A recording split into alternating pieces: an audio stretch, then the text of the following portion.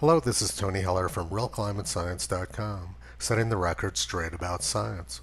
President Trump is again bragging about his big testing. Cases are up because of big testing. Much of our country is doing very well. Open the schools. But unfortunately, he's missing the point and doesn't understand how he's been snookered by Dr. Fauci again. This article from the New York Times shows what's actually going on. One of the first school districts in the U.S. to reopen its doors during the pandemic did not even make it a day before a call came from the county health department. A student who had walked the halls and sat in various classrooms had tested positive. There's now such a huge stigma around this virus that even one child testing positive is enough to close the school down. Everyone's running around getting their kids tested, and the tests produce a lot of false positives. So Dr. Fauci has created a situation where it's impossible to open the schools. Now let's look and see if what Dr. Fauci is doing makes any sense. I captured this graph from the CDC website this morning. The red line shows the weekly count of deaths from all causes for people under 25 years old in the United States during 2020. The 5 gray lines are 2015, 2016, 2017, 2018, and 2019. As you can see, there's been fewer deaths for people under the age of 25 in the United States this year than there has been in the previous 5 years.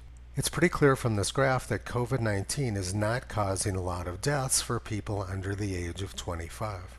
In fact, the CDC says that the flu is 5 to 10 times deadlier than COVID-19 for children.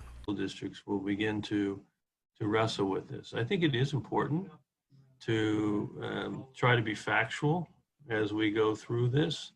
When we look at right now the mortality of this particular COVID virus, in the first almost 218,000 people we looked at February to July, there was 52 individuals under the age of 18.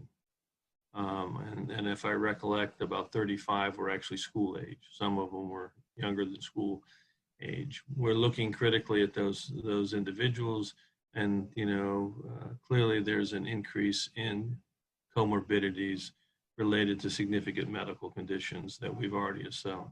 But I think that's important because what that means actually is the risk per 100,000 so far, into the outbreak, 6 months into it, is in fact that we're looking at about 0.1 per 100,000.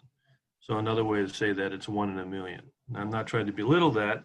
I'm just trying to make sure we look at it proportional, because if you do the same thing for influenza deaths for school-age children over the last 5 years, they're anywhere from 5 to 10 times greater. So I want people to understand the risk properly as they make that decision.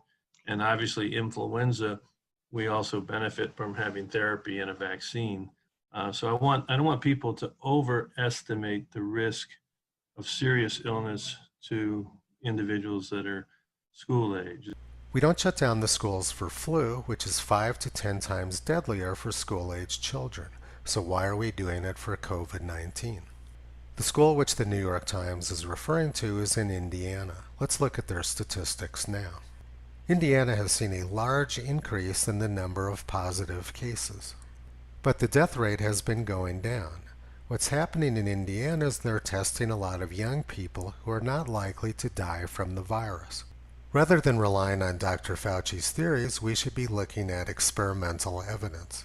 We don't have to guess what will happen when schools open, because lots of schools are open already in other countries.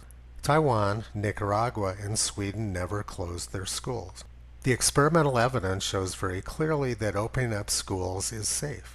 Science magazine says that what Sweden did was a vast uncontrolled experiment, when reality is the exact opposite. Sweden simply did what the world's always done.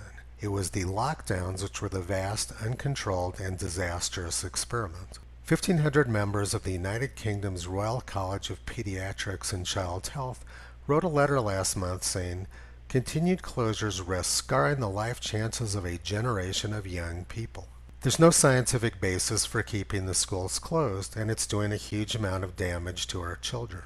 So why has Dr. Fauci created this trap of big testing, which is driving Americans insane and forcing our schools to stay closed? During the 2009 H1N1 pandemic, which was much deadlier to younger people, CDC stopped testing. CDC stopped testing because they understood that doing too much testing was going to drive Americans nuts.